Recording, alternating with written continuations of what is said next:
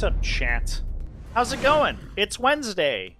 We're getting wactical today. We got some new Eldar leaks and previews and stuff. We were just on stream over on Twitch moments ago.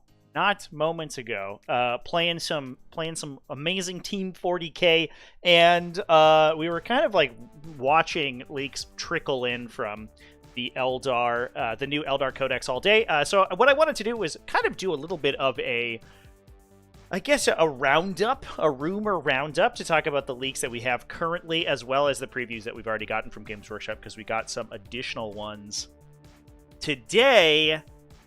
Yeah, there's some crazy stuff in here, so let's frickin' talk about it, folks. Now, this article that we've discussed here is one that we've already talked about on the stream, but I'm gonna very quickly sort of recap what we already know, because I think it's good to like look at kind of the big picture of all of the mechanics from the new Eldar faction that we currently have available.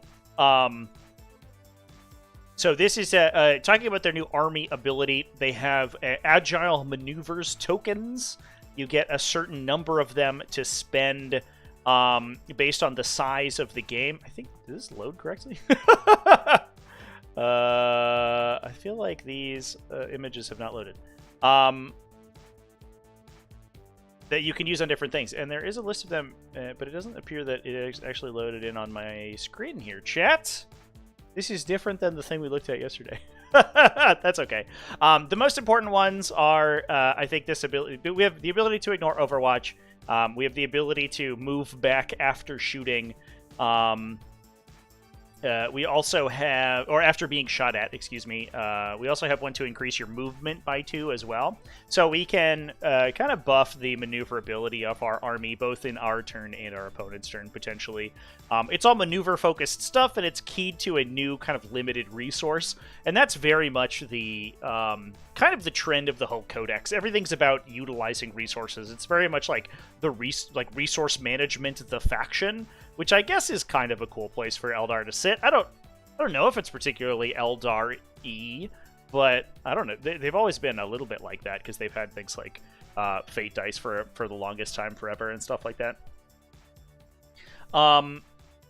So that's one thing to keep in mind when we're discussing that. We also got this new thing today talking about the new detachments that they have available to them. They talked about the Aspect Host Detachment.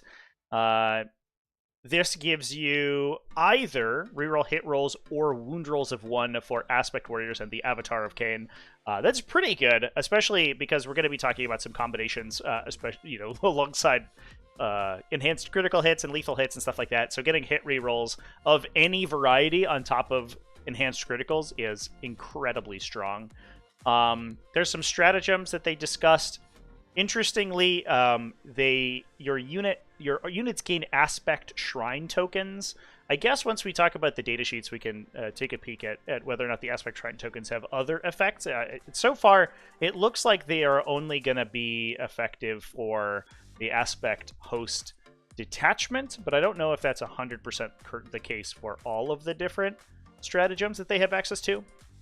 But those are the little tiny, I don't have a picture of them here, but the little tiny statues that each of the Aspect Warrior kits comes with, that I think traditionally have been like basic material, but now have the effect to enhance your stratagems basically once per game for that Aspect Warrior unit.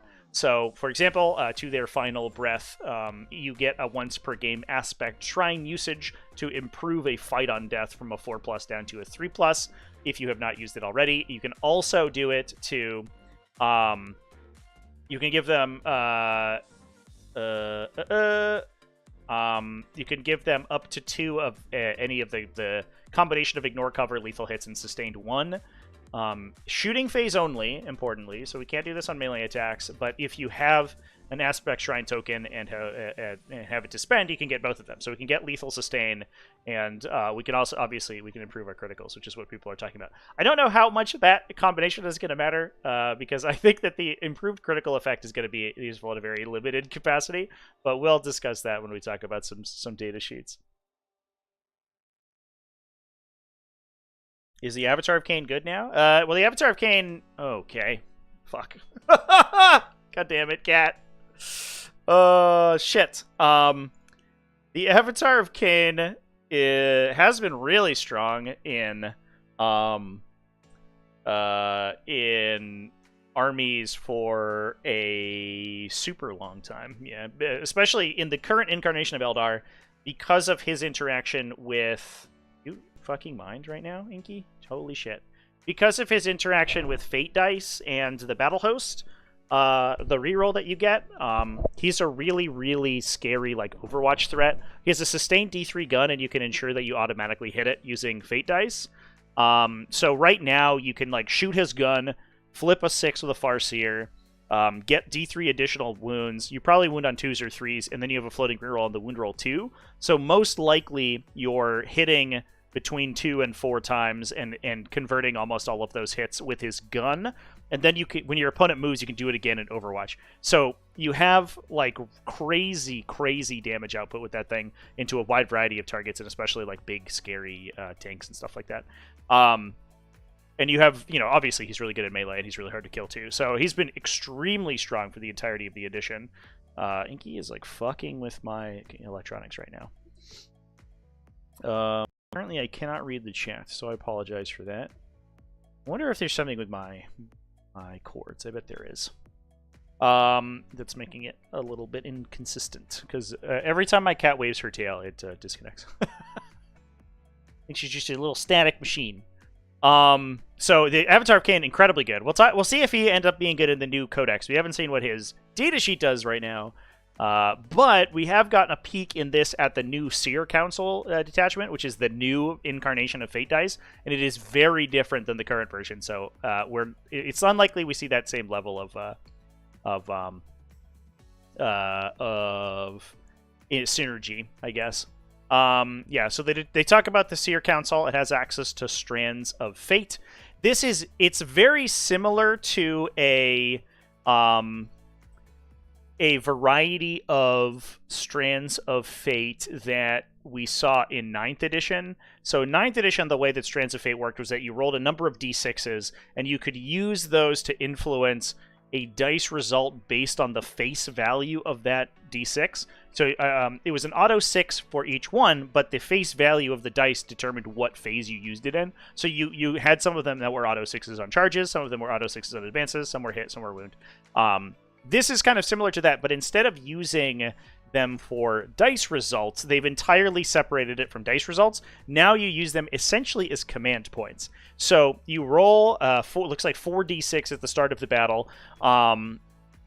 Based on the face value of those dice, you can use them on a different stratagem. We don't know what all these stratagems do, but there are enhancements that can make them... they can change them a little bit more. So it looks like you can add or subtract one from the fate dice of a value of fate dice in your fate dice pool in your command phase. So you can constantly be manipulating what those dice are doing. We also have I guess like once per turn CP tax, which I guess is almost equivalent to just a regular CP tax, but that's probably a pretty good one. Although it is Psyker only, which is a little bit tough to source, I guess. But oftentimes you're up close and personal with your opponent with Eldar, so it's it shouldn't be that hard. And it works on both your turn and your opponent's turn, so you can use it on defensive stratagems on your turn, and then also you hit your opponent when they're using offensive stuff into you. So this feels pretty good. The stratagems that we have, at least for right now. Looks like we have Unshrouded Truth, which is a face value of a 3 on your Fate dice. Psychic Shield is a 6. Unshrouded Truth gives you a redeployment. Ooh! Redeployment in your movement phase. Wow, that's really good. That's like the best possible... timing for that. You have to be within 9 inches of a Psyker, and then he like Gate of Infinities you. but you just can't move further. But you get to see what your secondaries are. You get to do all your command phase stuff. So if we have units with like OBSEC, for example, they get to OBSEC objectives, and then you can redeploy them. And you can also do it, it's any time in your command phase, so you can do it after the Psyker moves. So you can, for example, move the Psyker up to a unit, then redeploy them. What you can't do is move the unit you're redeploying to the Psyker and then redeploy it. You have to move the Psyker up. But it's not, you don't have to start within 9 inches of the Psyker is the point. That's great. We also have, it looks like, a Psychic Shield being an 18-inch lone operative effect. Those are also always good to have. This detachment looks really cool, actually. The question is whether, how powerful this detachment ability is. I imagine that there are going to be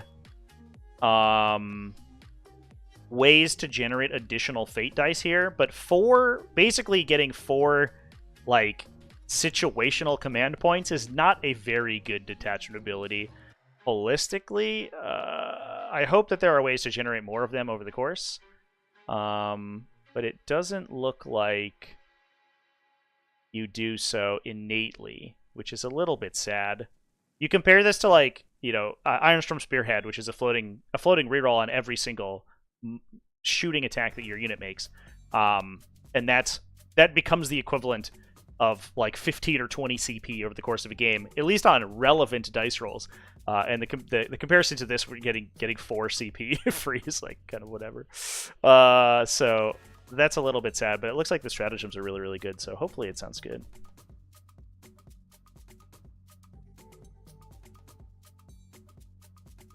Better be good at resource management. Yeah, it's gonna be a lot of you're gonna have a lot of like pools of tokens or like little colored dice next to your army tray or whatever to keep track of all the shit you're doing.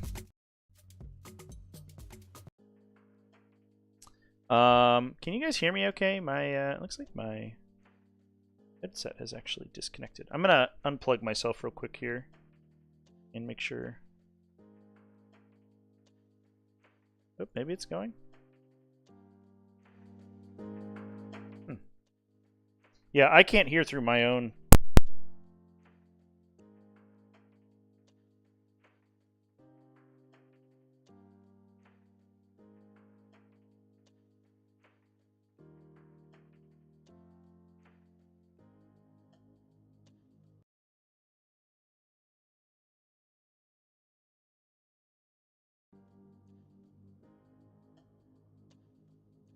Okay, how's that? All right, that's much better.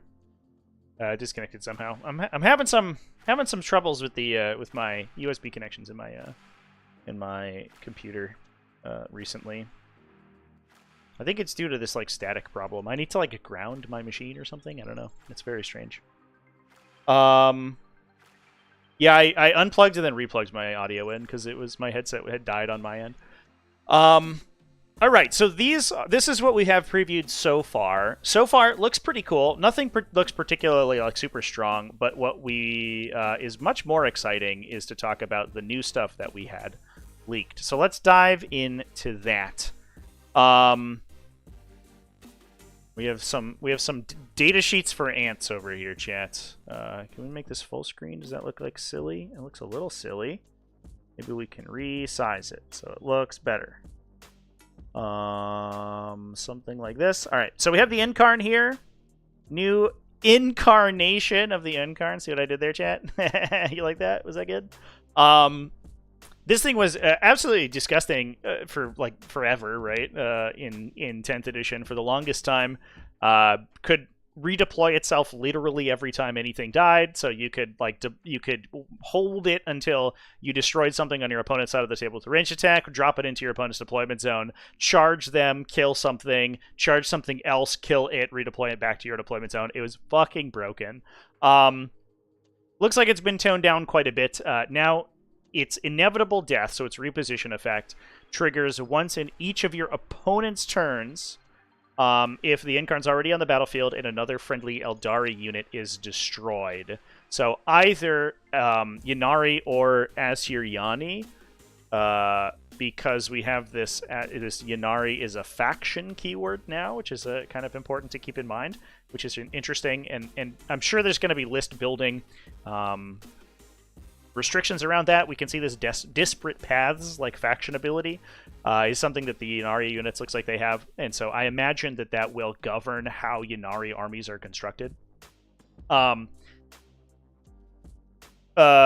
So after the last model in the Eldar unit is destroyed, friendly Eldar unit is destroyed, you can pick up the Yncarne from the battlefield and set it up as close as possible to where it was destroyed. I guess this also will affect Drukhari units too, it's worth saying, if they're in the Yncarne like sub-faction, because it is just basic Eldar. You can set it up as close as possible where the model was destroyed and not within engagement range of enemy units. So it's much more easy to play around, but it does make it so your opponent has to really consider how they engage the Yncarne. It's essentially going to be easier for your opponent to deal with quite a bit. There are some, it looks like it doesn't really have any defensive technology. It's just a T10, 2+ save, 4+ invulnerable save. So it's like relatively tough to kill, 12 wounds, but it doesn't have any damage reduction or anything like that baked in. It does, however, when it destroys a unit, and importantly, that's ranged or melee attacks, it has the ability to regain D3 lost wounds. And I guess it's also important to note that it can use the like the fade away battle focus ability. So when you shoot it, it could potentially move to jump around line of sight. So it's very hard to pin down. It could be redeploying itself when Eldar units die, and then it could also be moving away when you shoot at it. So it's going to be an interesting piece. I hope it's not like super pricey, so it can actually be included in lists. It's also probably not quite as efficient now that it doesn't have like floating battle focus rerolls and everything, where its attacks were basically like always converting. But it definitely feels a little bit more more like a fair unit. It also deep strikes too, which is important to note as well, which is nice.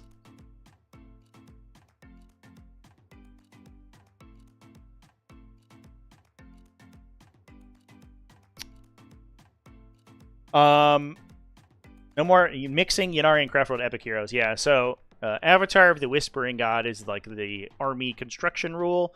If you include the Yncarne, you can't include Epic Hero units that aren't Yncarne, and vice versa.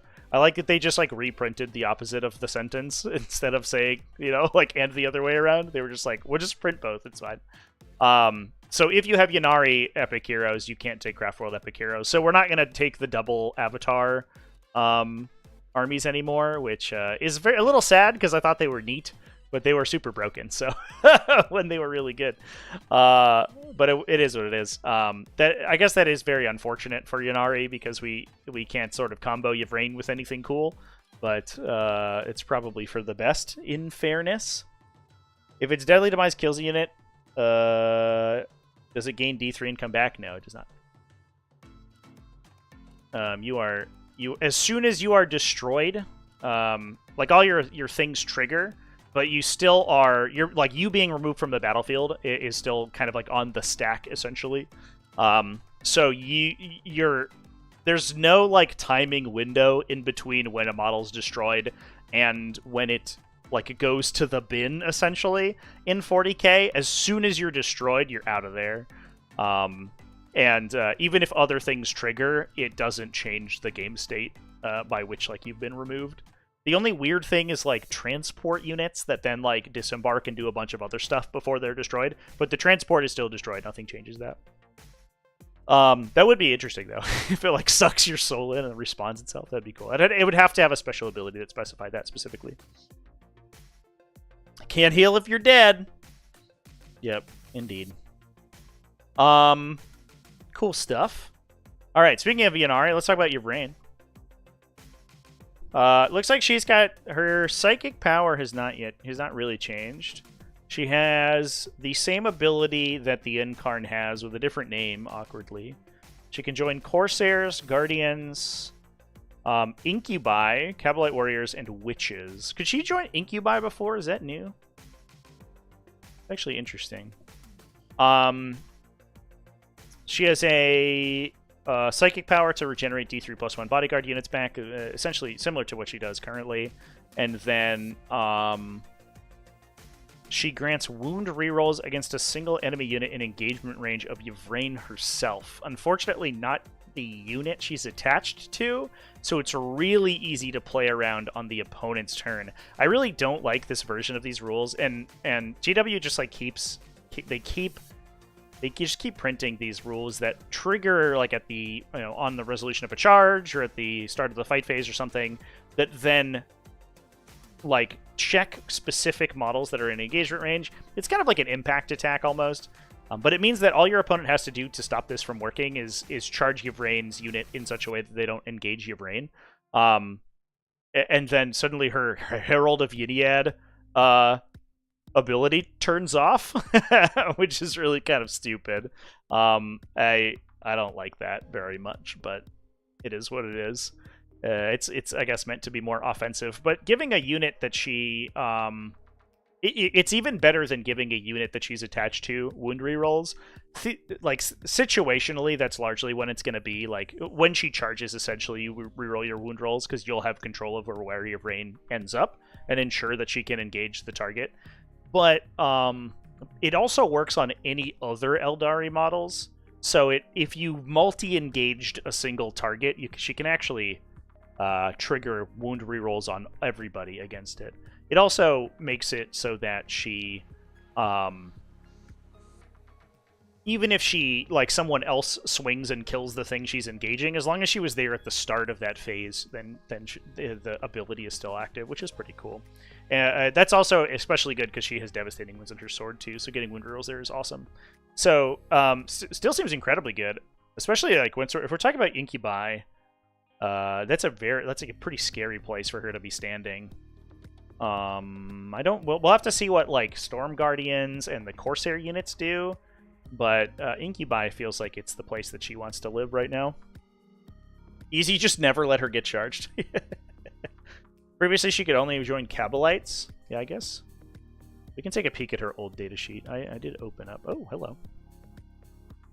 Oh, did I close my Eldar index by accident? I did.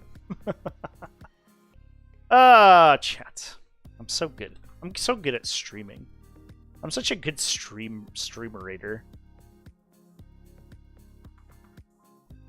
Oh, this isn't what I wanted.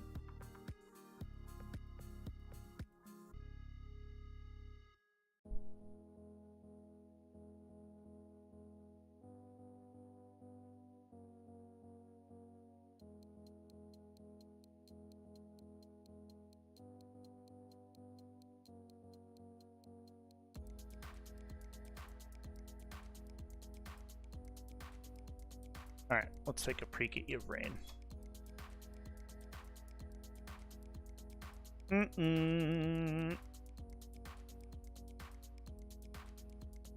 There she is. Yeah, so previously, her weapon, I believe, is the same. Yeah, it looks identical. Previously, it was called Kavir the Sword of Sorrows. Now it's just called Kavir. So previously, she gave you D3 bodyguard models back, but you got a Feel No Pain. Now she just gives you D3+1, but you don't have a Feel No Pain, and then she gives you this wound reroll thing in melee. Her ranged weapon is identical. 2+ anti-infantry, 2 devastating, which is sick. D6+3, non-blast, awkwardly. But it's like very narrow use case. It's specifically good against infantry, or if you're like shooting into high save things and you're just fishing for 6s. But the fact that it's anti-infantry 2 devastating means it's good for like 6 devastating damage every time she shoots at an infantry unit, which is shocking every time it happens. People are like, okay, it's the melee psyker character. I'm gonna make sure I don't get into melee with her. And then she shoots you and like kills 2 Gravis Space Marines. You're like, what? Hold up, 2 Terminators died? What are you talking about? Super good. But she used to be able to join, yeah, Witches and Kabalite Warriors. She lost Harlequin troops, but she gained Incubi, which feels like a little bit of a side grade. We'll see what Harlequin troops do. We don't know in the new codex, but I'm excited. This new character seems really cool in this new version.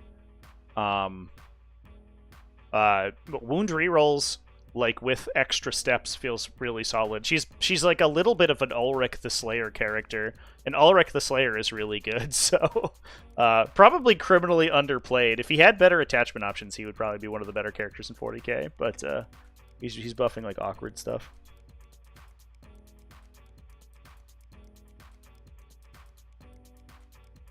We're gonna pretend that elves survive to get revived. Yeah, I don't think so. So if you put her with like 10 incubi, right? You can eat 2 damage on. Well, first of all, okay. She has battle focus. I guess let's read some stuff. Does she grant battle focus to the unit? Okay, I closed the battle focus article chat. I'm such a moron.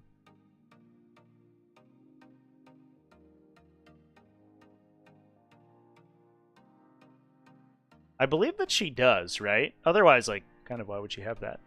It doesn't specify in any of these that your entire unit has to have the ability, right? It's not like Deep Strike or something.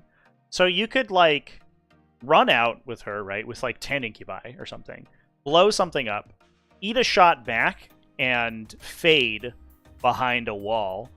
You can eat the damage on the... what's the name of the incubi guy? The Klavex, right? He's got 2 wounds, so you can eat extra damage on him, then respawn that guy.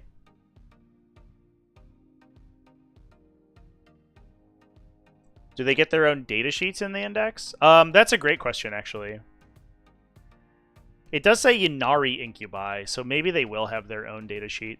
It would stand to reason, and I would imagine that the Drukhari versions of Ynari stuff, or the Ynari versions of Drukhari stuff, inside the codex, assuming they exist, will have battle focus, but we'll see. If they do, and or if she contributes the ability to the unit, it's probably actually not unreasonable that you regenerate people, because you just constantly ensure that your unit gets one shot. And real talk, like, a unit of like 11 wounds with a 3+ armor save, probably in cover, that you might be able to do like other chicanery with, and they also have an invulnerable save, is unlikely to be one-tapped, right? It requires like a lot of effort, you know. You're talking about like Oath of Moment, Storm of Fire, Space Marines, like dropping like 6 Inceptors on them, and they'll look like kill the whole unit. But short of that, it's likely they'll kill most of them, you'll run away, and then you'll regenerate those guys and then come back the next turn. Or at least like force them to charge you, and then like you can activate your Herald thing again, and it's like a whole deal. I think good players may get the opportunity to Word of the Phoenix your guys back. But we'll see. Has any other datasheet gotten 2 faction abilities? Yeah, there's a bunch of stuff with 2 faction abilities. Like like the entire Tyranid Codex has 2 faction abilities. Disparate Paths, I imagine, is like, we'll see how it goes. I imagine that it's the army building like rule, though. I imagine that it's kind of like demonic allies or whatever.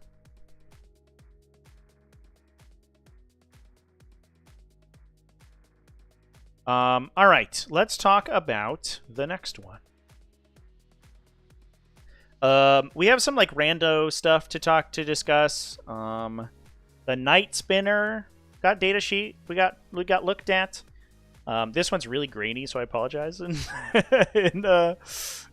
Beforehand, I wonder if I can send like the photo app here. Can I like adjust the sharpness? Maybe that will help. No, only a little bit. It only helps a little bit. Whatever. Good enough. Good enough for government work. So the it looks like the Night Spinner is losing its devastating wounds. It seems like we're over Eldar being the devastating wound faction. Let's give Thousand Suns a thing they can do, right? And it now, like, not every single weapon in Eldar devastates, because it looks like all of the monofilament web stuff does not do that anymore. So this thing is it's indirect fire, blast, twin linked, so it basically retains everything besides its old devastating. It used to be AP2. I'm gonna have lost a it's called Night Space Spinner. Might have lost its a point of AP. Oh no, his AP 0, so it actually gained a point of AP. The opposite. So he lost Devastating for a pip of AP. Alright. Significantly worse. But good against low armor save stuff, which realistically is what this stuff should be good at anyway. Other than that, it pins enemies that it hits. They get -2 move and -2 to charge rolls. I think the old version affected advance rolls too. Oh, it could not advance, full stop. Which, thank God. We took that away. That was so toxic, it was crazy. All the factions that were, like, relying on advance and charge, for example, were just like, this sucks. -2 move, -2 charge, also can't advance. It was an average of, like, -8 to their threat range. It was crazy, crazy strong. So that's going to be significantly less powerful now. So thank goodness for that. Hopefully that means that the Night Spinner can come down in cost, because I know they were very expensive for a very dicey unit, which didn't feel super good. But I don't know. We'll see. We'll see how it ends up. Not too much else to talk about here, I don't think. Night Spinner very toxic. Advance got cut out of the Basilisk as well. Yeah. I like the idea of the suppression effects, but I do think that they end up being too strong. Like, -2 to threat ranges is like a little much when it happens. Alright, so let's talk about some... well, let's talk about the Farseer. We have the Farseer Datasheet to take a peek at. Which is probably relevant when we're talking about the new Psyker Detachment. So he's got his Eldritch Stormblack, just back, excuse me, just D6, Strength 6, AP 2, D3 damage. It's a smite, but it's blast essentially. It can't overcharge to be devastating, but that's fine. We have the Singing Spear, Strength 9, AP 0, 2 damage, and the sword, if we take that instead, is anti-infantry 2 damage, instead of not anti-infantry but 3 damage. You can join Guardian Defenders and Storm Guardians. It looks like you can attach, or you can sort of dual attach Warlocks into Farseer units now. So Warlocks kind of operate as like a platoon command squad. So it'll be interesting to see how that works. They're not just like a little bodyguard unit for these guys. While they're leading a unit, once per phase, you can change the result of a hit roll, wound roll, or damage roll made for a model in the weapon, excluding support weapons, to an unmodified 6. So I don't really know where that's good. It's non-support weapon, like regular guys, and it's only models they're leading, so it's no longer like the broadcasted auto 6 12 inches away, which made them so useful. So now it's like they get a 6 like on a shuriken catapult shot, I guess. It's Storm Guardians have like fusion guns, so I guess that's probably where it ends up is like fusion gun guys. Guide selects an enemy unit within 18 invisible till the start of your next command phase. Each time an Eldar model targets the enemy unit, you get +1 to hit. So you have to guide into enemies instead of into friendlies, which does force you to play a little bit more aggressively. But again, we could potentially be moving away after we get shot at. So if we are like maybe in a Storm Guardian unit, we can run forward, shoot the Farseer at somebody, shoot the special weapons at somebody, do some auto 6s. They have the Serpent Scale platform, so they're a little bit tougher to kill, and then they can use a Battle Focus token to run away after you shoot them, and then they can do it again next turn, maybe. So like you can kind of see the combination in there. It definitely doesn't feel as powerful as the current Farseer Datasheet, or even like particularly cool. But there's something going on. Maybe they're a little cheap. Maybe little cheap guys. Who knows? Identify the leaker by their thumb. It looks like two different people, chat, right? Because one of them had painted fingernails, and one of them does not. Unless they have, like, only one hand is painted or something.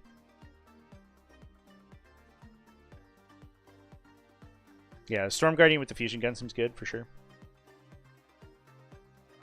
Does the Vindicare get a small bump thanks to the 6-up 4+ saves? I don't think so. The problem is that, like, the precision keyword... is really easy to play around. So a lot of times what happens is like, oh, I take a Vindicare, and then your opponent's just like, okay, well, I just like won't give you the leader to shoot at, I guess. And that does mean that like the Farseer is not really guiding unless you can cut a line where the Vindicare doesn't shoot you. But it's like so easy to play around that you're taking this like relatively expensive piece that your opponent's just gonna do like basically introduce a very small inefficiency into their army to defeat, and then the Vindicare is like killing one dude a turn. So it's the issue. I don't think is necessarily with the Vindicare. I think it's just with the precision keyword. It's like very easy to counter. Which, to be fair, it's a very binary rule, right? Because whenever it works, it's like really good. But in order to make that not broken, they have to introduce a way to stop it, and that's just like edging your guy out of line of sight a little bit, which is a little bit awkward. So I'm not sure. Baharroth, Asurmen, and Eldrad just got leaked. Oh shit, dude. That's rad, actually. Somebody send those to me, and I'll look at them. We're doing it live, chat. We're gonna keep talking about the stuff I have currently, and then I'll take a peek and try to find those things, as well. All right. Let's dive in. So next one we have is Fuegan. Look at this little man. Although we can't see his name. It could be anyone, really, chat. Who knows? He does have the fire axe, though, so he's ready to save you from a burning building. Looks like most of his stats remain relatively unchanged. I guess we can take a peek at his current datasheet. The big downside for Fuegan here is that he, I think, is going to... is going to lose a lot from the likely loss of like the supercharged battle host rerolls, because him having like one super duper high value attack was kind of like the poster child for the unit that you wanted to get the hit and wound reroll on, and not being able to do that and not being able to auto 6 stuff with the Farseers anymore is going to be a big loss here. So hopefully, it seems like he's a little bit more of a support piece now than just like an absolute Chad by himself. He's probably definitely still worth playing, but we'll have to see. So yeah, previously he was 18-inch range, strength 14, AP 4, D6, Melta 6. Looks like he's staying the same. He's gained assault on his weapons, actually, so he's a little bit faster now. And his top line profile is identical. Previously, he gave you +1 to hit, and then he regenerated with D6 with full wounds remaining. Now he still does that, and he adds 6 inches to your range, which I think is, especially if you're playing the Aspect Warrior detachment where you're getting reroll 1s to hit, is almost certainly stronger, because that extends your Melta range. He goes to range 24 on his Melta 6 gun, which means you're Melta-ing within 12 inches. So you can actually come out of reserve and hit Melta with him, as long as he's with like 5 dudes, which is huge. There's also, as we discussed previously, like Armored Warhost is also most likely, or certainly going to be available for the new codex as well. So we can do things like maybe Deep Strike transports out using like the Armored Warhost stratagems, and then jump this dude out. Who knows what Falcons do now? Like, we'll have to see. But that's like a way to potentially generate extra Melta damage, right? By jumping out into Melta range. At least for him and probably the Fire Pike guy. I imagine that regular Fire Dragons, I don't know. I don't think we have their datasheet quite yet. But they're probably range 12. They go to 18, which means they only Melta at 9 inches. So it's unlikely you're able to get those guys out of reserve into Melta range. But at least the Exarch and Fuegan will be able to do that. And if you can convert one of those damage rolls through, plus like one of anything else, you're probably killing your target. So yeah, we'll see what Falcons do for sure. But even just like strategic reserving this guy with 6 dudes and jumping them like 12 inches away from something scary seems kind of good. Because I imagine Eldar are still going to be a faction that sandpapers you really well. So if you're like forcing your opponent to screen your really scary melted units, then your little like lone operatives and your like big your little annoying shoot and scoot guys are going to be able to peel those guys out pretty well. Moving 14 plus D6 plus 1 out of a transport would be wild with Battle Focus. 14 plus D6 plus 1. With this guy, he's moved 7, right? Plus 3, plus 2 if you increase speed. Can you do that? I guess you can, right? Because you set up and then you spend the Battle Focus token on them. And then you advance them. Do we have other ways to like move them? I don't know. I feel like this... Am I missing an article? I feel like I am. Maybe I am.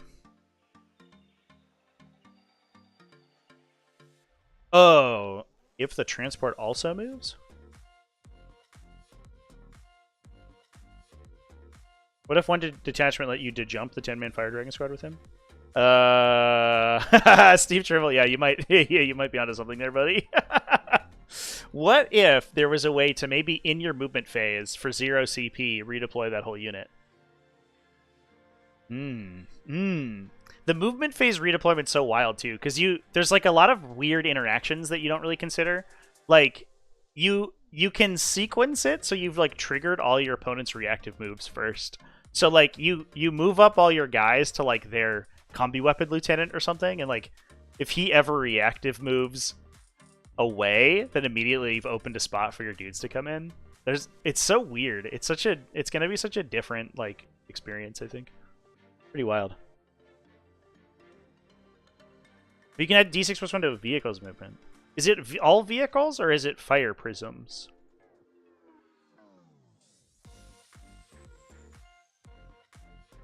I'm like missing pictures here, right? Because I feel like this article used to be longer. Am I an insane person?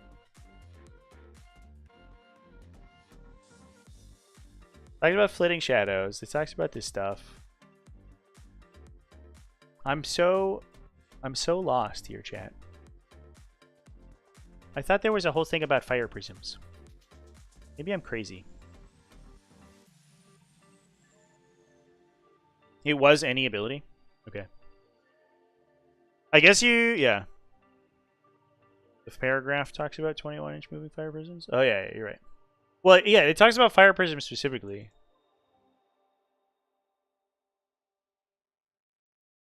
I guess I didn't know whether or not that was a specific ability, and not being able to see the actual thing is a little bit awkward. But I'll take your word for it, chat.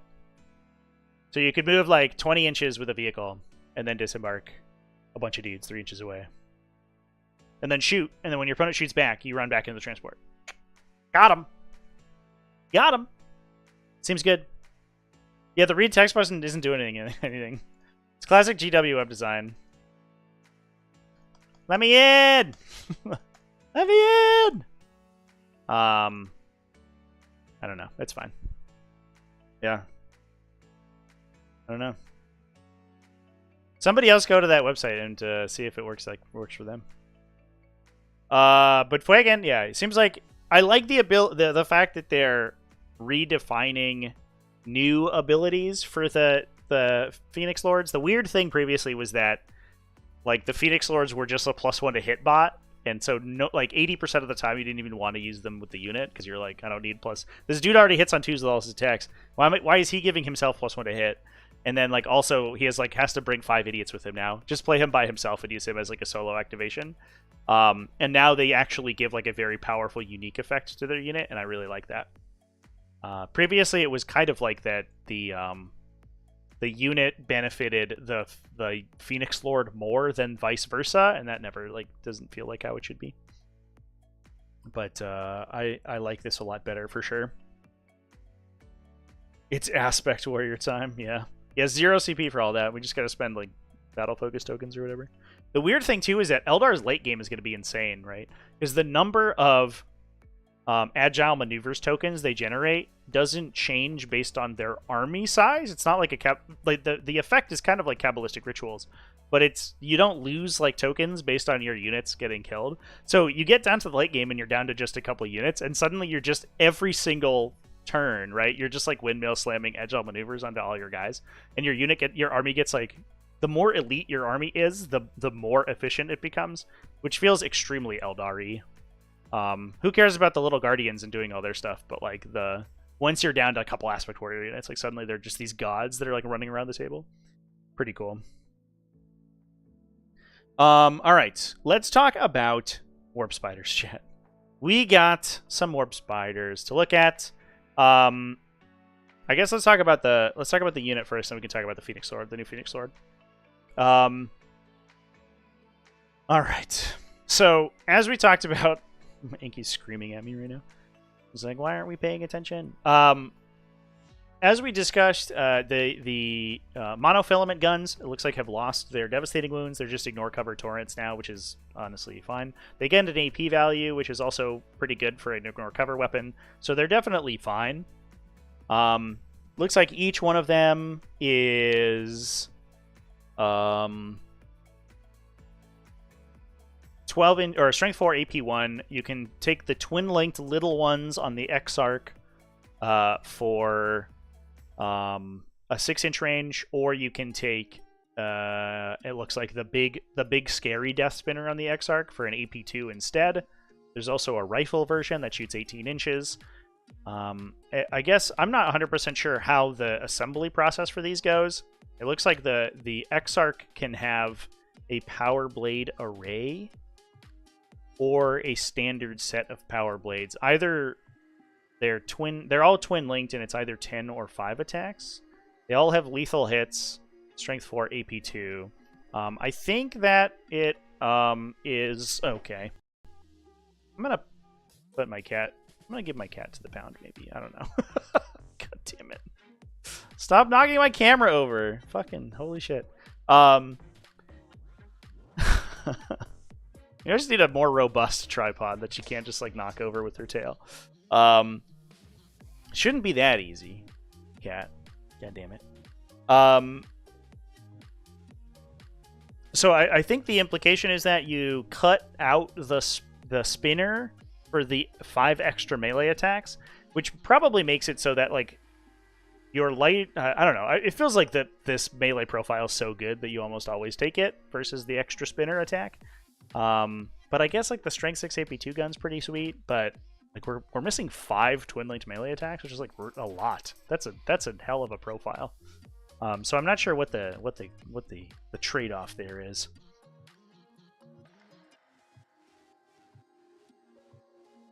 It's 4 guns or 2 guns, 2 blades or 4 blades.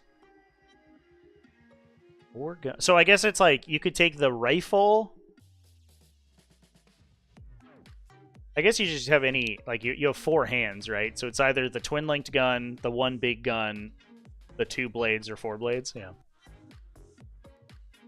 I feel like you just take the swords, especially if you are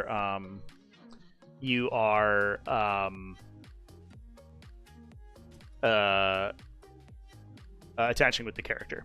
But we'll talk about that in a sec. It does look like the Aspect Shrine token does have a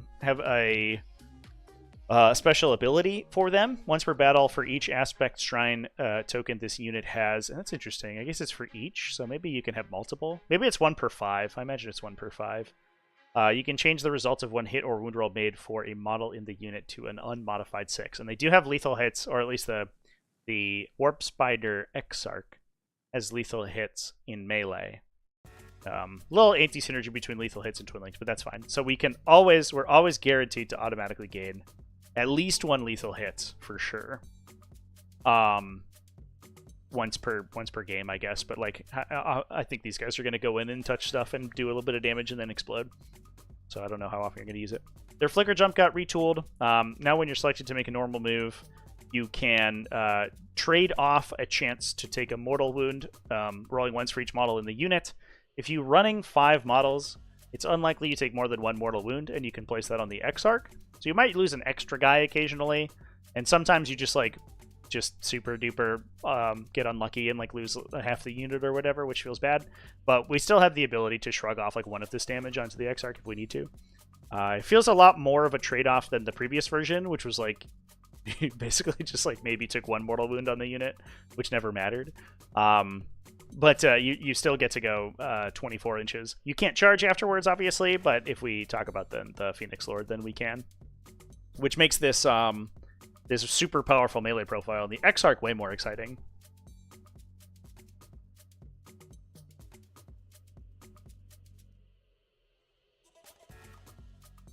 The melee with the Spider Lady is scary. Yep. Yeah, so we'll talk about that in a sec. So let's dive in. Let's talk about Lhykhis. So here's Lhykhis, the new Exarch, the new Phoenix Lord for the Warp Spiders. Brand new Phoenix Lord, by the way, because the Warp Spiders never had a Phoenix Lord previously. They were always lost or doing something else.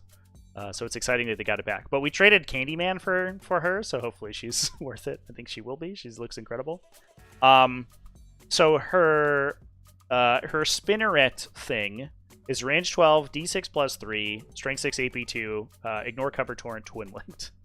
So pretty good gunshot there. AP 2 ignore cover, already good. Also twin linked, incredible. That turns on her Whispering Web ability. So after she has shot, select a unit hit by one or more of her attacks, you get 5+ criticals against that unit every time Eldari units are attacking it. So that includes all Eldari, so it includes your Drukhari and Ynnari stuff as well. It's not keyworded to Asurmen, which is, I guess, important to keep in mind. But the big thing is, right, that it sets up her unit really well. So she gives you the ability to flicker, jump, and charge. So you can move 24 inches, tag something with her gun. It only needs to be shot by her gun. It does, like, the rest of the unit doesn't matter where they're shooting. So you could potentially go up to something big and scary, right? Like let's say like a big T12 vehicle or something. You shoot it with her. She's strength 6 twin linked, so she probably is good for 1 or 2 damage just by herself. You then give yourself 5+ criticals against it, and the rest of your unit shoots like infantry and kills 5 infantry models or 10 infantry models, depending on how many spinners you're taking. Then you charge in, and you're swinging 10 lethal hits attacks with her and 10 lethal hits attacks with your Exarch.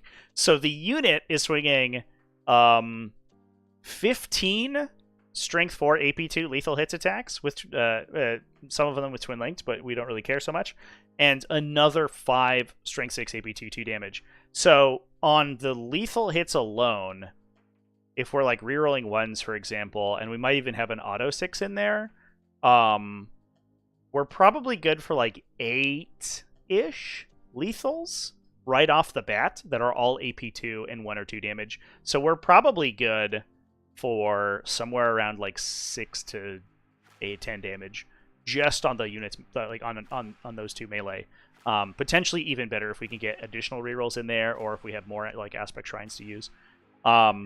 So, and that's into like a big target with like a 2+ armor save. If you're hitting something with a lighter armor save that's saving on like 5s or 6s against AP2, you're just gonna shred it, right? So this unit's super scary because you can kind of like forward deploy them. They don't forward operate, but they're so fast that unless you have really good screening or move blocking, they do fly. I think the unit flies too, right? There's Fuegan. Where's the warp spiders?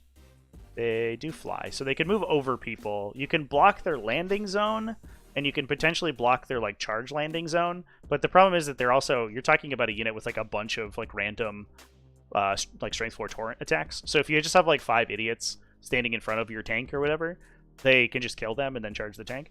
But then they can like run in, kill something, and then consolidate. You can even use a strat. There's a stratagem in the aspect shrine to, or excuse me, it's not a stratagem. It's a agile maneuvers ability to 6-inch pile and consolidate. So you can move them even farther, and they can like go in and just movement block and engage like a ton of stuff, essentially any time that you want them to. So this, like, the combination of these 2 units like seems absolutely wild. Especially because you're doing like actually reasonable damage if you shoot them first with Lhykhis.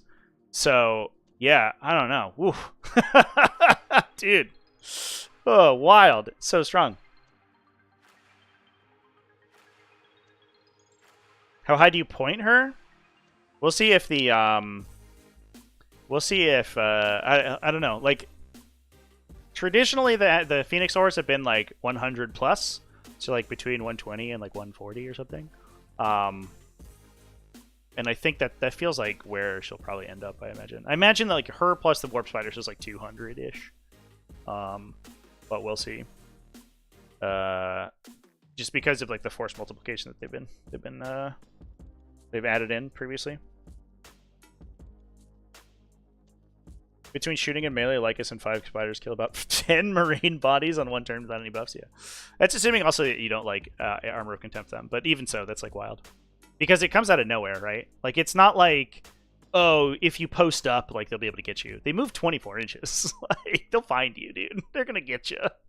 Crazy. It's crazy. And not to mention the fact that your attacks that don't lethal hit also, like, many of them are twin linked from the XR too. So even if you don't get the 5-0 criticals on all your attacks, then you are still going to be doing some damage against lower toughness stuff with the strength 4 twin linked. Move 24 can't be overwatched, yeah. Yeah.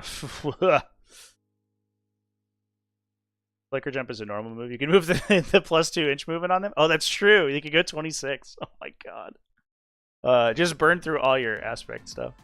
There's no limit on agile maneuvers, right? You can just do them all on one unit. I guess that kind of makes sense. Conceptually, it's kind of cool, right? They're doing this like wild acrobatic thing, and they're just like hopping around. It does seem like it's going to be very frustrating to play against, though. Oh. It's 1 unit per phase. Okay, so they could be... If you can set it up so they... I guess you could make them unable to be overwatched in movement.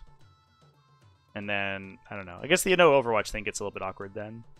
Because if you want to do the extra move, you have to do it in the movement phase. And then, like, you could move to a position where you can't be overwatched. But if you just move there to begin with, and like out in the open, then they would just overwatch you at the end of your movement anyway. So the no overwatch feels, I guess, like it's not gonna be a big. Seems like a unit that will be too good and get nerfed like 4 times over a year. Yeah. I mean, if it's expensive, right? Like if this character is 140, 150 points, and the unit is like 120, 130 points or something, then suddenly you're like, ugh. It's like, I have this powerful thing, but like realistically I'm killing utility units, and it's way too expensive. I think that there's probably going to be a lot of arguments to play a lot of the Phoenix Lords by themselves, and I think that Lhykhis is no different. So like, my hope is that you can play the full boat and like have this really powerful, cool thing, or you can just run it around and like combo it with Shroud Runners or something and just like act as a little utility unit. So I hope it's modal like that and it's not just like really expensive everywhere, but we'll see. There's also the universe where like GW doesn't a GWism and the unit, the Warp Spider unit's like, you know, 70 points or something. Suddenly this unit's insane. You're out like 180 or something for the whole combo and you kill the world. We'll see.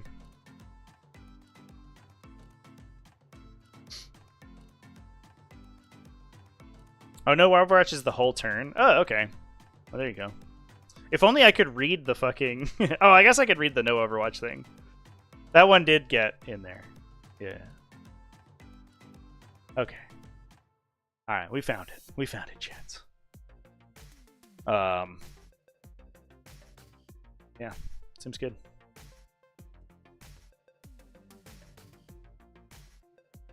Seems hard to balance if your name's James Workshop, yeah. Alright. That's all the stuff that I have, so let me go check and see if we have the other stuff. One moment here, folks.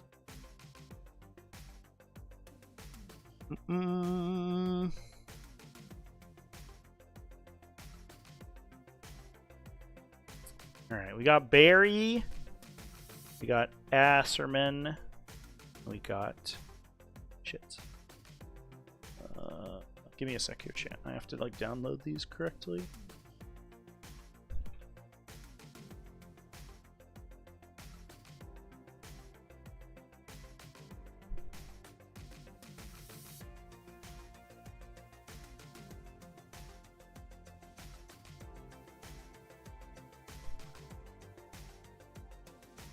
Okay, so let's talk about some other Phoenix Lords, huh?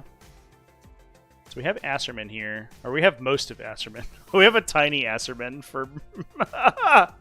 We have Asurmen for ants, I guess. He's a little baby. He's just a little baby. Looks like a lot of his stats haven't really changed. He's 6 shots, strength 5, AP 1, 2 damage. It looks like in range. Kind of hoped you would get twin linked because he's like 2 guns, but not. We can't all be Marnius Calgar. Okay, who's ready for the camera to fall over again? No. Oh, here's the kitty. For all the folks who wanted to see the kitty cat. Oh, here she is. She's very proud of herself today. I was posting this in the Discord. because she caught a mouse last night. So I found it. You can go up on the top there. I found it in a closet today. Absolutely fucked up. Where you going? You gonna go all the way up there and hang out with my demons? But she was like going apeshit on it last night. But she's got her winter coat right now, so she's very staticky, and it's actually causing problems for my electronics, which is a little problematic. When she runs by my monitors, they actually like short out, which is a lot, I think, actually doing damage, which is a little bit frustrating. But it's okay. She's cute. Nothing in the cabinets because we're moving. Moving next week, chat. So everything I have is packed up and either in my new office or will be there next week. It was the Black Rage, indeed. The Black Cat Rage. You mind?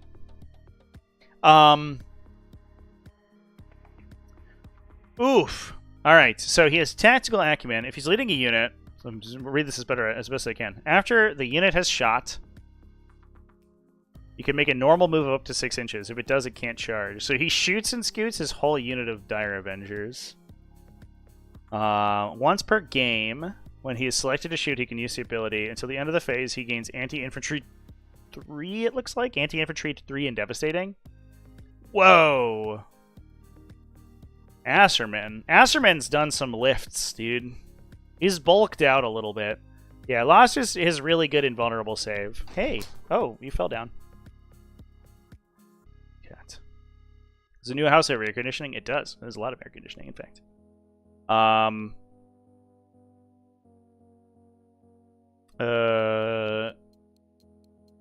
And damage 3. Oh yeah, it gains damage 3 as well. Jesus. Whoa. So he's like he's a little bit of a Terminator clearer here. But also just like devastating wounds if you can proc a couple of into vehicles and stuff is pretty good too. But even then, just the ability to shoot and scoot like a bunch of dudes with really good guns, like good anti-infantry guns, is gonna be sick.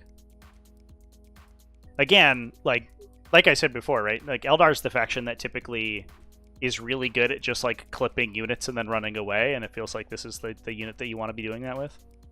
Where you're trying to screen out their like these like Fuegan Dire Avenger or Fire Dragon bricks and stuff, and you're like, oh, please don't hit me, and these guys, Asurmen can just come in and like clear that whole unit and then run away.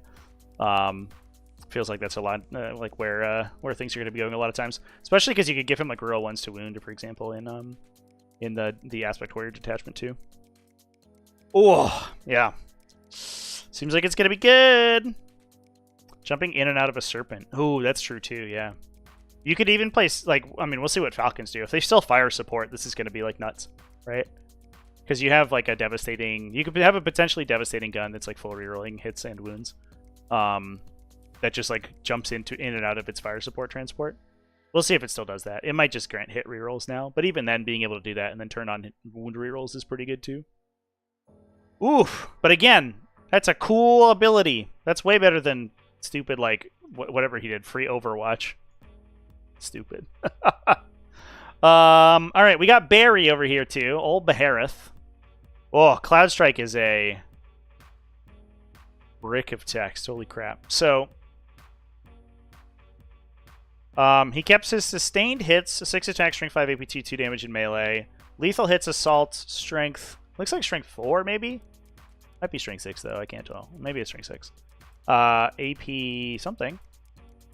What is this? It kind of looks like AP3, but that would shock me. AP2, 2 damage probably with his gun. I can't really tell. This one's a little bit grainy, unfortunately. It looks like his ability is...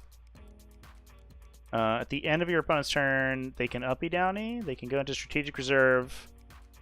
In addition, while he's leading the unit, when that unit is set up on the battlefield using the Deep Strike ability, it can use the ability. If it does, it can be set up anywhere on the battlefield more than 3 inches horizontally away. Getting a day 1 FAQ, probably, right? From enemy models, but until the end of the turn is not able to declare a charge. I guess there was a preview, right? They talked in a video about what Swooping Hawks did, and I can't remember. I'm sure somebody in chat can correct me.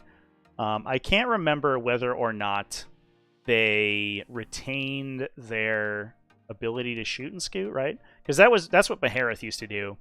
Is the unit would uppy downy by themselves, and then Baharroth would shoot and scoot them. So you would always have access to like a shot anywhere on the table that could then move. And I don't remember if that turned into an aspect ability too.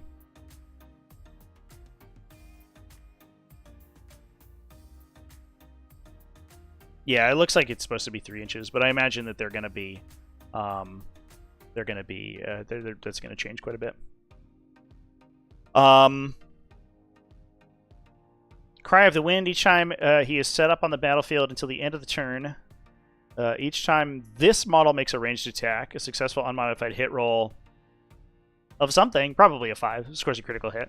So he lethals on 5s when he arrives, and that also will affect his melee attack too. Oh no, it's ranged attack. Just kidding. Ignore me. So he lethals on 5s, probably, maybe even better. Who knows? Unmodified hit roll of something scores a critical hit when he arrives back on the battlefield. So it could be better than that. Who knows? Won't be any hit rerolls outside of Bealton. Well, the Aspect Warrior Detachment, right, gives hit rerolls of 1. Just in there. So who knows?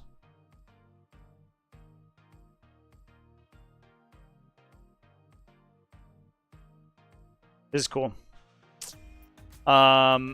If he doesn't do a shoot and scoot, like, we'll see. His ability only works on himself, so he doesn't really buff his unit. The unit having lethal like might wombo combo with the Warp Spider Lady, but I think the awkward part is that like you only have 1 instance of it, right? And if Lhykhis like gets killed, then the whole combo falls apart. So I know that there's a lot of people talking about like, oh man, 5-up criticals with like all these different units is going to be crazy. But like also on the flip side, you need a most likely expensive instigator for that combo to be there, and then you have to commit that model and hope it doesn't die, and use your agile maneuvers to hopefully keep it alive as long as possible. Who criticals on a 4? He used to be Karandras, yeah. Baharroth could critical on anything. Right now we don't quite know because it's cut off on the data sheet. I imagine it's on a 5+, but it could be any number. Could be a 2+. Could lethal hit on a 2+. Could be cool. Is it good? I don't know. All right, we also have Eldrad over here. Similarly, a little grainy. I swear, these get taken on like Nokia flip phones or whatever from like the 90s. We're taking it on like a PDA Palm Pilot, you know. These are little tiny baby pictures. All right, so Eldrad has an anti-character 4, AP2, D6 damage, precision gun. Fair enough. Okay, cool. The interesting thing about that is like I always found that, at least in Battle Host, his gun was actually converted more often than you would expect because you would just get rerolls into it. Once he doesn't have access to those rerolls, though, it's probably not going to be quite as exciting. He's anti-infantry 2, 3 attack, strength 5, AP 1, 2 damage. He doesn't really do that much in melee. He can be attached to Guardian Defenders, Warlock Conclaves, and Storm Guardians. Kind of the same as the Farseer. You gain a command point as long as he's on the battlefield at the start of your command phase. So he is just Marnius Calgar, starting strong. At the end of your movement phase, you can select an enemy unit within 18 inches invisible to Eldrad automatically until the start of your next command phase. There's no roll involved, as far as I can see, as long as this isn't cut off anywhere. Until the start of your next command phase, each time a friendly Eldari model makes an attack that targets that unit, you get +1 to wound it. Now, this is very similar to what he has currently. I believe that Eldrad's ability currently only works on a 2, so it has a failure mode, which is always really awkward. I really like that they're getting rid of those, because they suck. Yeah. Previously it was on a 2+. It looks like it's just automatic now. And it's the same thing for the Farseer, right? Yeah, he just works. Their abilities are slightly, or at least the Farseer's ability is like less good than it is currently, which just buffs a friendly unit. But so it's harder to pull off, but it happens automatically now. And man, do I appreciate that. I hope that they continue that throughout the other codexes. This whole like psychic powers working on a 2+ thing is endlessly annoying to me because, like previously, at least you could command point reroll and you could dice fix your psychic tests. Now it's just like if you roll a 1, you're just fucked. And I appreciate more that it's a difficult ability to use, so you might as well like remove the weird failure point that it used to have. A bit of a downside that you don't really want to expose your your probably expensive CP generator. Given depending on how expensive he is, he's probably going to be a very solid inclusion in a lot of these armies because the command point generation is going to be probably pretty strong in and of itself. And then you get a late game piece where he can run in and start +1 to wounding your stuff. Like as your more serious pieces get committed. Hopefully he's not super pricey for that cost.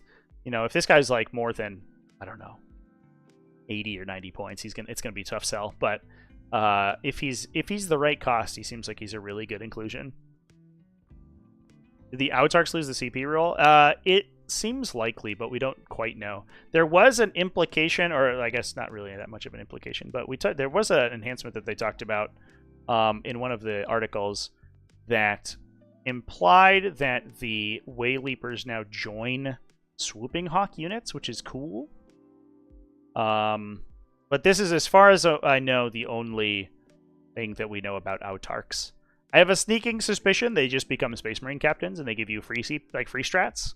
So it's probably likely that they don't grant you CP anymore, but there's obviously no, to my knowledge anyway, no confirmation of that. Those are on warp spiders, probably. Yeah, that makes sense.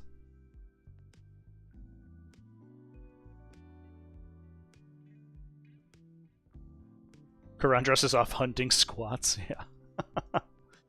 He's fighting the Demiurge.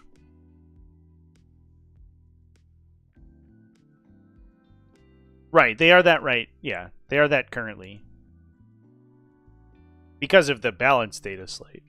But like a lot of times what happens is that the balanced data slate stuff is stuff that's just from the next release and they implement it early to like repair interactions or whatever. So I imagine that that's what happens. And I think the idea is maybe that you take like you're taking more Autarchs, not just one guy to like generate UCP every turn. So I would hope that they incentivize more Autarchs to be played, but we'll see. Can a Wayleaper join a unit with a Phoenix Lord? Highly unlikely. I think the Phoenix Lords would have a... well, I guess I don't know. It could be that the Autarch has like a dual attachment clause in their leader ability. The Phoenix Lords don't currently, so it seems unlikely to me. But you know, like never say never. We don't have the datasheet yet, unless we do, in which case, you know, who knows? That would be cool though. If we can just make a huge brick of like a bunch of characters and a big aspect warrior unit that's just like hanging out and blowing people up. That'd be rad. All right, so on top of that, chat, there's also some less substantiated rumors that have done the rounds. So we can talk about those. They talk about Shadow Specters being gone. They weren't in the Codex. I don't really know where that would come from.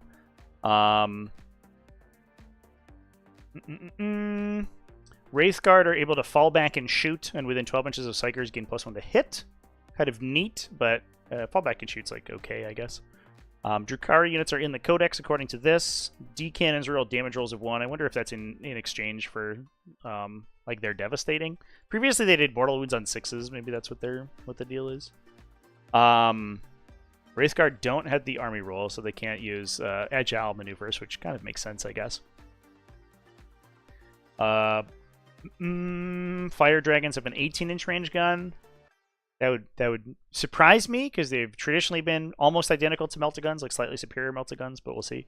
It's also likely that the fire pike on the Exarch shoots farther. If they do shoot 18 inches, once Fuegan's attached, then the entire unit will be able to melta within outside 9 inches, outside of deep strike, which would be crazy. But we'll see once the datasheet fully comes out. With Fuegan maybe. Yeah. Ynari units include Incubi, Venoms, Raiders, the Archon, Cabalites, not Scourges. There's a couple more. The Aspect Shrine Minis are getting rules. We talked about that already. Currently, we only have seen the Warp Spider one, which gives you an auto 6 once per game for each one that you have. We'll see if they all do that. That's what they talked about. Swooping Hawks deal 4+ mortal wound and flying over stuff, so they're like a screamer, I guess. Fire Dragons are Eradicators. Reroll hits, wounds, and damage against monsters and tanks. Exarch's Axe can be D6 damage. Cool. And then most of the stuff that we talked about, we already saw. Falcon gets reroll wounds when they shoot at something that disembarked a target.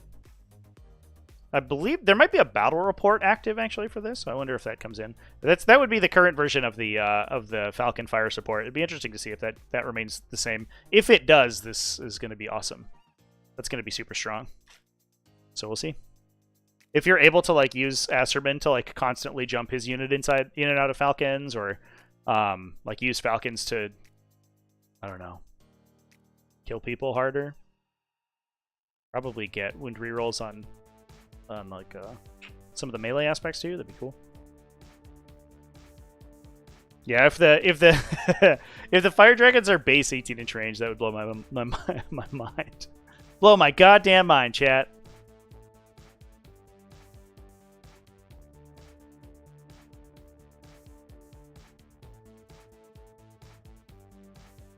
But anyway, chat, that's all I have so far for the Eldar Codex. So far, I like what I see. It seems like, I mean, I'm a little worried about the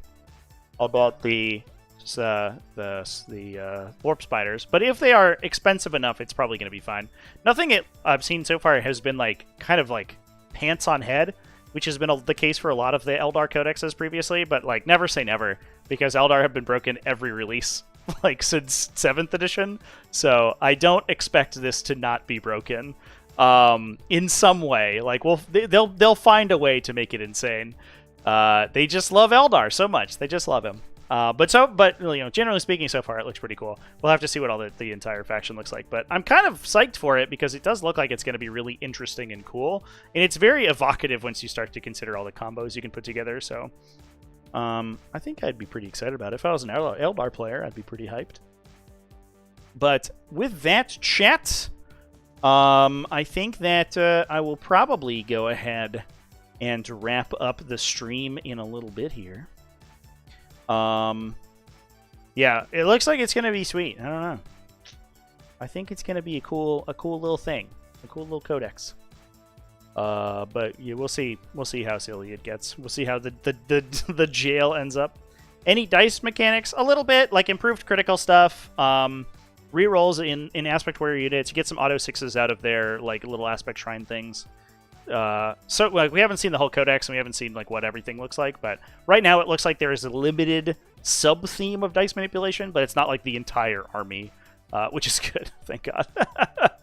It's mostly movement manipulation is kind of looks like the main theme of the codex, which obviously is much more Eldar.